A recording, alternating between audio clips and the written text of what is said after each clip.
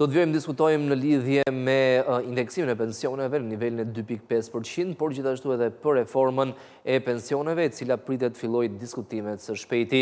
Më gjërësisht do diskutojmë me zotin Kujtim Hoxha, ekspert për çështjet e pensioneve. Zoti Hoxha, mirë se erdhët. Mirë se u gjitha. Flasim sërish për një indeksim në nivelin e 2.5%. Bëhet fjalë për një rritje paka shumë 300 lek për pensionin e fshatit dhe prafërsisht 500 lek për pensionin e qytetit. Çfarë do të thotë kjo për pensionistët? Nëse i marrim si shifra, nuk është se janë do me thonë se për gjithësisi. Në konceptin e vendimit Këshillit të Ministrave të nxjerrë për indeksimin e pensioneve, kuptojmë një zbatim ligjor, e cila është parashikuar në ligjin e sigurimeve shoqërore për indeksimin të çdo vit të inflacionit. Pra, është detyra e qeverisë që të parashikojë dhe të zbatoj pastaj indeksimin e pensioneve për inflacionin, në mënyrë që qytetarët për atë inflacion të konstatuar gjatë një viti nga i stati për mallrat e konsumit, sidomos të ato mallrave që konsumojnë. Gjithsesi indeksimi bëhet, do të ishte shumë e mirë nëse indeksimi do bëj me inflacionin e shportës, por bëhet me inflacionin Jo, në fakt bëhet me inflacionin e pensionistëve. Është tjetër inflacioni i ekonomisë. Pra, është shporta për pensionistët ndikuar. Për pensionistë. Nëse është e saktë ose jo, unë nuk marr përgjegjësinë për ta shprehur. Ato janë shifrat e statit, kështu që. Por kjo është shprehur në ndjesinë e qytetarëve, le të gjykojnë vetë. Sidoqoftë, është një vendim qeverie e cila ka hyrë në fuqi me datën sot, që është data 1 tetor, data e pensionistëve. Dhe me këtë rast i urojmë jetë gjatë nëse... Dhe pensione më dinjitoze. Më dinjitoze patjetër. Çto të thotë për pensionistët një indeksim prej 2.5% të pensioneve të tyre. Në krahasuar me numrin e pensioneve që përfitojnë në Republikën e Shqipërisë, që është rreth 721.500. 721.000 janë pensionet që përfitojnë të gjithë. Të gjithë. Edhe këtu do të kuptojmë pensionistë janë më pak. Indeksion të gjithë llojet e pensioneve, duke përjashtuar llojin e përfitimit si kombësime, energji elektrike, bukë, çfarë janë këto. Të gjitha llojet e pensioneve tjera indeksojnë. Çfarë efekti ka në këto në masën e përfitimit pensioneve? Bëhet natyrshëm një pyetje për të cilën ka edhe një shpjegim që është i dallueshëm dhe i lexueshëm për çdo pensionist, por edhe çdo qytetar me nivel mesatar. Matematike thjesht. Do të përfitojnë mesatarisht ata që përfitonin një pension mesatar në qytet prej gati 19.000 lek, do përfitojnë 480 lek të rinj. Dhe në fshat, në zonat rurale, një pension të barabartë me 290 lek. Kështu është bërë gjithmonë, kështu e kanë bërë edhe shumë vendet të tjera. Gjithmonë vjet re një zgjerim i diferencës midis pensionit minimal dhe atij mesatar apo edhe maksimal, sepse indeksim 2.5% për një pension 10.000 lek është shumë më pak se sa 2.5% e një pensioni 20.000 lek. Dhe në një konferencë ndërkombëtare, pak muaj më parë, u diskutua që indeksimit bëhet me një vlerë absolute. 400, 500, 600 lek për gjitha pensionet, në mënyrë që edhe diferencë mos zgjerohet. Vete të ndryshme e zbatojnë ndryshe, sipas konceptit që kanë ata dhe mënyrës si kanë ndërtuar skemat e sigurimeve shoqërore. Në Shqipëri, edhe koncepti i skemës është ndërtuar mbi bazën e kontributeve. Kush kontribon më shumë, merr më shumë. Ky është koncepti, pse si është në tërësi ka problemet e veta. Vetëm tek indeksimi. Dhe në indeksim, ai që ka kontribuar më shumë merr për kontributën dhe nuk ka gabim që të indeksohet me përqindjet e një lloji. Sepse tani për shembull diferenca u zgjerua akoma më shumë. Zgjerohet dhe sa do të vi do të zgjerohet edhe më shumë. Më shumë. Domethënë qoftë se sot diskutohet që janë mbi 120.000 pensione në kufirin e 100 eurove, atyre do të rritet mesatarisht 250 lek. 250 lek, kaj do të rritet. Do me thënë, ata që marrin pensionin social, do marrin pa pak 100.000 lek. 2.5% i... 100.000 lek do të marrin. Pa pak 100.000 lek. Kjo do të thotë që ajo që presin pensionistët të jetë zhgënjyese si veprim, si iniciative qeverisë dhe si veprim, sepse kur të venë në sportelet për të marrë pensionin e caktuar, ata do mbeten të zhgënjyer, sepse me ato para i do marrin, do të shkojnë në treg dhe do realizojnë produkte më pak se sa kanë realizuar me një mas pensioni më të ullit, që kanë patur 97.000 lekë, po marrim këta që janë më të vojtur. Me ulta fakt. Me të ullit. Që do të thotë që edhe ky inflacion nuk është transparent. Për këta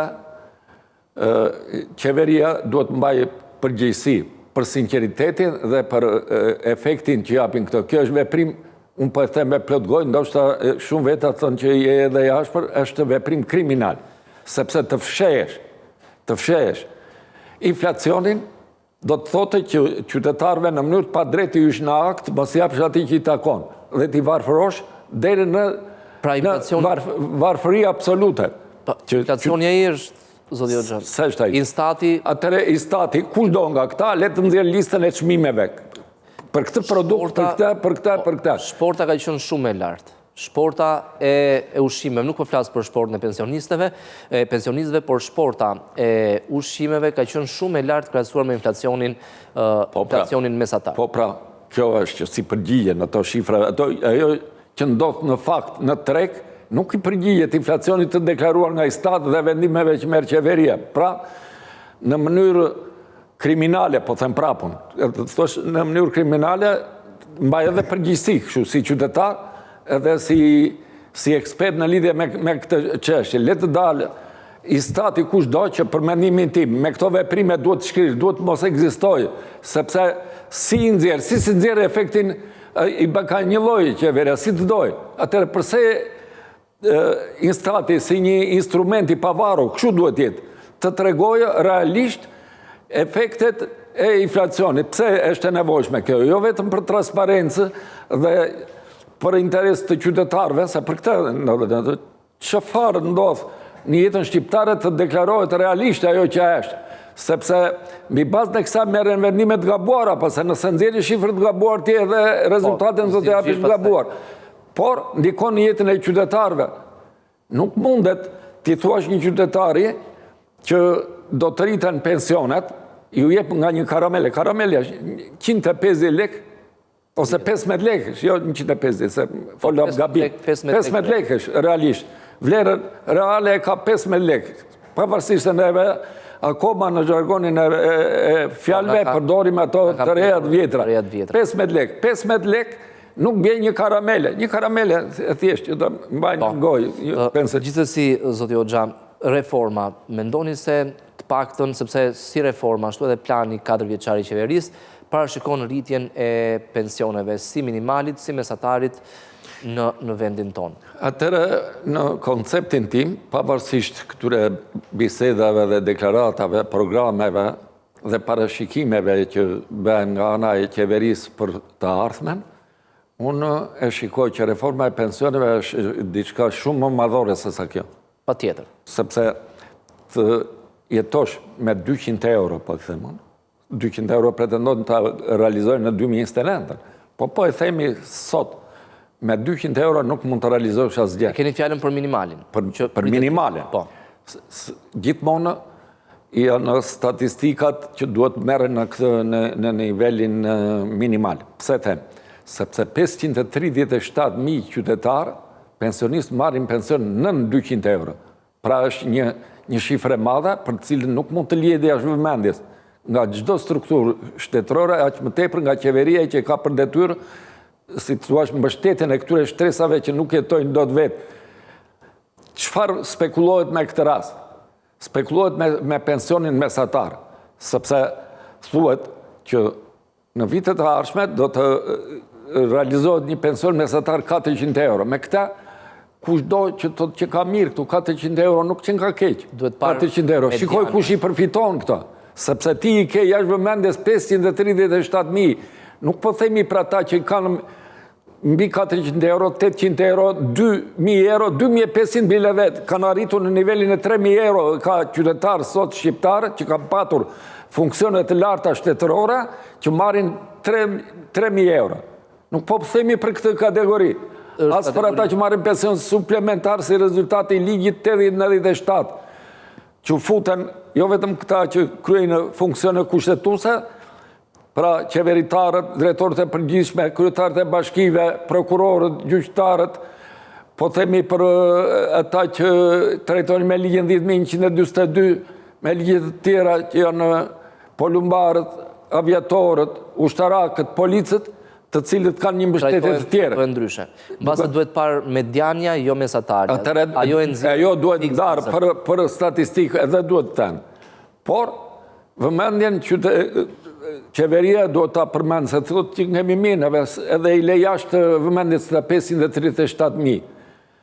Qeveria ka për detyrë dhe unë them që duhet ketë një plan emergjent për këta. Nuk mund t'i thuash qytetarit që sot merr 100 euro, që në vitin 2030 do t'a bëj 200 euro, kur në vitin 2030 duke marrë parasysh inflacionit që do ndodhin, ato do të kërkojnë mbi 250 dhe 300 euro. Zoti Hoxha, pensioni, sa përqind e pagës duhet jetë? Pra, supozojmë një individ ka një pagë për ta bërë edhe llogarinë më thjeshtë me një pagë. Atëre po e them unë, dhe ka një bazë ajo që pretendon edhe opozita, të gjithë këtë opozitarët në lidhje me pensionin minimal, ashtu sikurse edhe qeveria e majtë, por e pretendon të realizojnë në një kohë të më vonshme për 200 euro. Ku ka bazën kjo që thonë 200 euro? Çdo vend, qoftë në Europë, po edhe në botë, pensioni nuk mund ta ketë më pak se paga minimale në shkallë vendi. Ne pagën minimale në shkallë vendi kemi 400 euro, 400.000 lekë. Këtu e ka bazën ajo, jo më pak se kaq. Ka vende që kanë 60-70%. Edhe në kohën e mëparshme të paudhit, pensioni krahasimisht me pagën ishte në 70%. Pra pensioni përbën 70%. Sot është 50%. Pra kemi një regres krahasimisht pagës minimale me pensionin minimal. Edhe paga minimale është skandaloze. Me 400 euro nuk mund të jetojë një njeri që punon të mbaj familjen dhe të pretendoj të blerë edhe një shtëpi, për shembull, qoftë burë e grua, të mbaj edhe fëmijët. Është paralizueshme.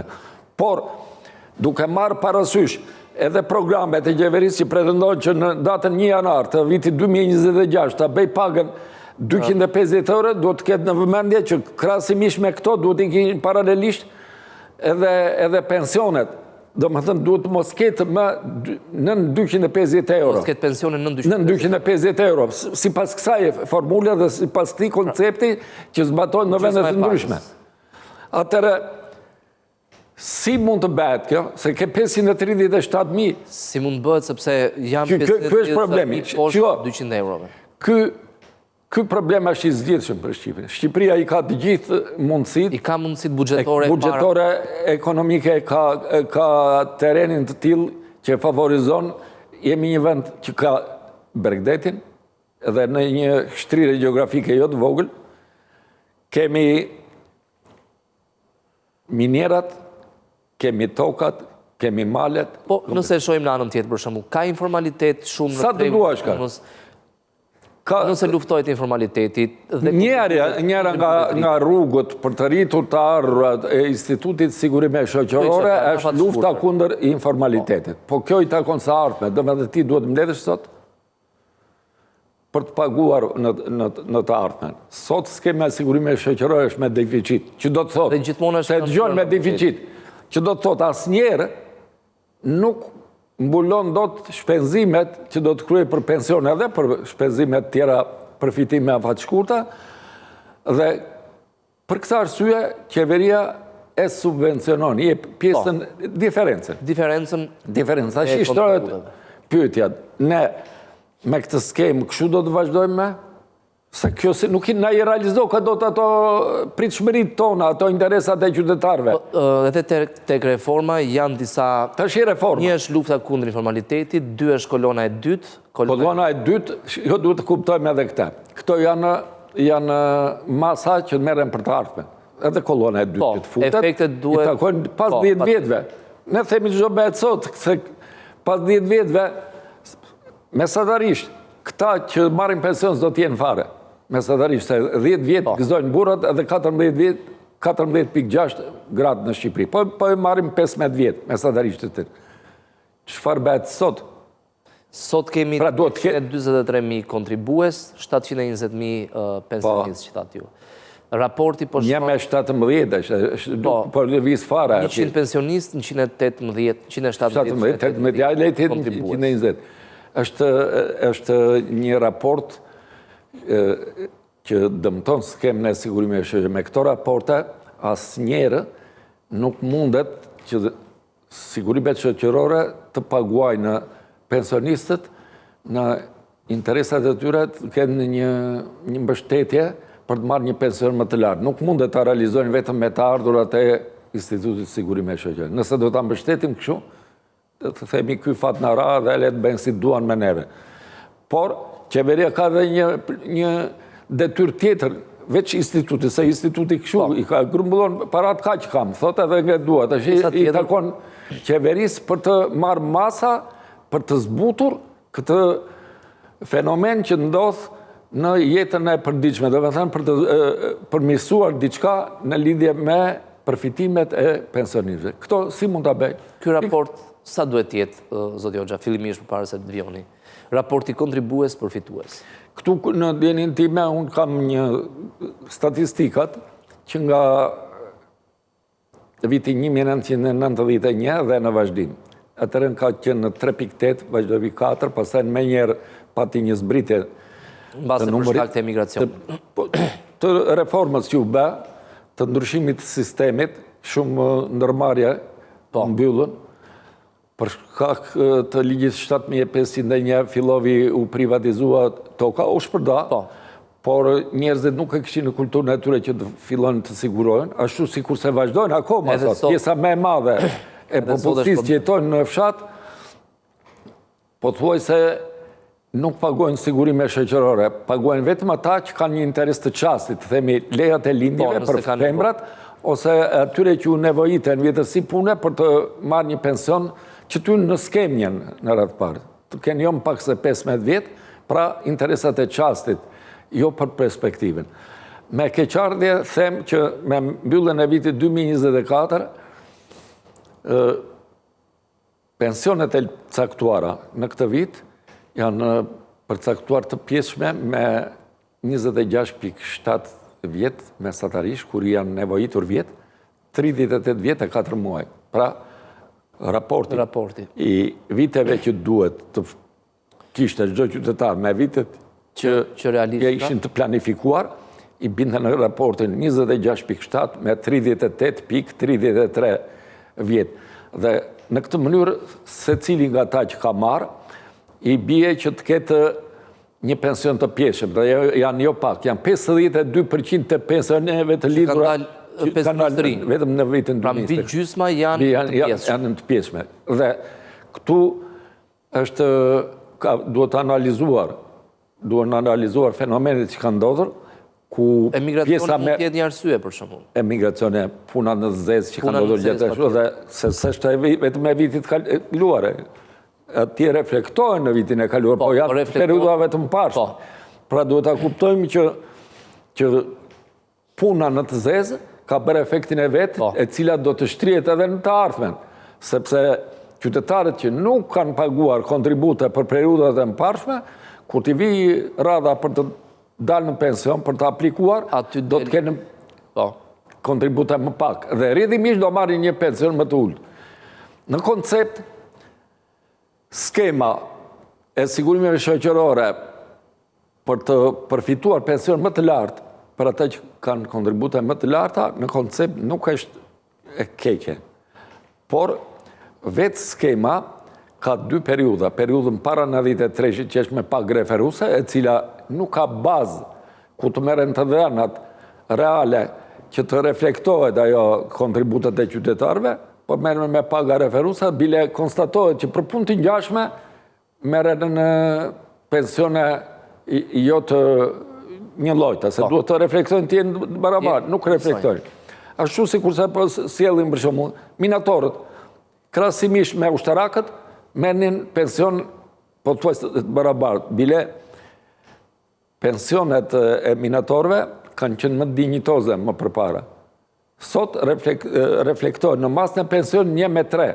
Dhe me thënë, një ushtarak merë sa 3 minator. Nuk është e drejtë, edhe moralisht, po edhe këshu ligjerisht duke marrë mbi bazën e kontributit që kanë vënë ata qytetarë. Duhen rishikuar këto gjëra, ashtu si kurse duhen rishikuar edhe fenomene që vërehen në zbatimin e kësaj skeme që është sot. Se do të notojmë skeme, si do të notojmë? Duke eliminuar faktor negativ që ka kjo skemë sot, ti përmirësosh në mënyrë që të realizosh një kohësisht edhe një skemë sigurime shoqërore të drejtë, të barabartë për qytetarët, por që të kënaqë një kohësisht interesat e tyre, po të shikojnë në vëmendjen e saj që edhe financat mos destabilizohen si rezultati një stabilitet. Do të ruaj Do diskutojmë, zoti Hoxha, kur të paktën të kemi dokumenti thuhet që mund dalë në përgjatë më vonë gjatë këtij muaji dokumenti në lidhje me reformën. Unë ju falenderoj që ishit në studio. Faleminderit ju.